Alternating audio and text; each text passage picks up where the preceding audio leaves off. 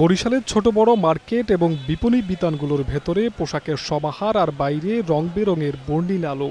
দেশি পোশাক ও বিদেশ থেকে আনা নতুন কালেকশন দিয়ে পসরা সাজিয়েছে ফ্যাশন হাউস এবং দোকান মালিকেরা।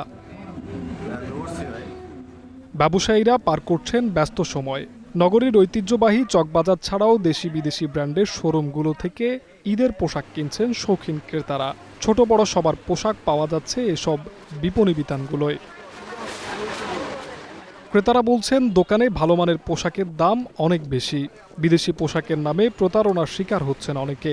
এসব নিয়ে তাদের মাঝে রয়েছে মিশ্র প্রতিক্রিয়া। এখানে আগানোর বলে, তারপর মারিয়া বি বিভিন্ন ব্র্যান্ডের নাম বলে, বাট এখানে আমার মনে হয় না যে এগুলো অরিজিনাল ইউজ করছে।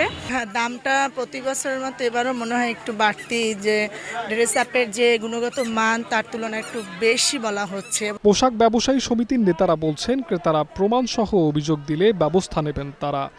এবছর ঈদের আমাদের যে সাজানো কেনাকাটা বা আমাদের যে মালের যে আমদানি আমার যথেষ্ট পরিমাণ গত বছরের তুলনায় আর তার আগের বছর তুলনায় অনেক প্রায় 10 গুণ ভালো হইতেছে। ব্যবসায়ীকেও দোষারোপ দেওয়া ক্রেতাকে এটা পুরনো রীতি হয়ে গেছে। আমি 1 টাকার মাল 12 আনা যদি বিক্রি করি তারপর বলবে যে বেশি টাকছে।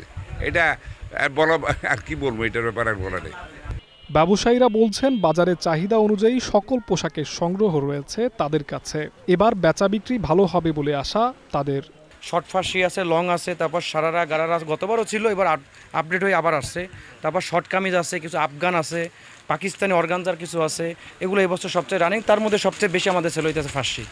এদিকে ঈদ মার্কেটকে ঘিরে ক্রেতা ও ব্যবসায়ীদের নিরাপত্তায় নানা উদ্যোগের কথা জানালেন মেট্রোপলিটন পুলিশ কমিশনার। ঈদ শপিংয়ে আমরা নিরাপত্তার জন্য মার্কেট বেসিস ডিউটি দিয়েছি। সেখানে আমাদের পোশাকের পুলিশ আছে, এছাড়া সিটিএসবি টিম আছে, ডিবি টিম আছে।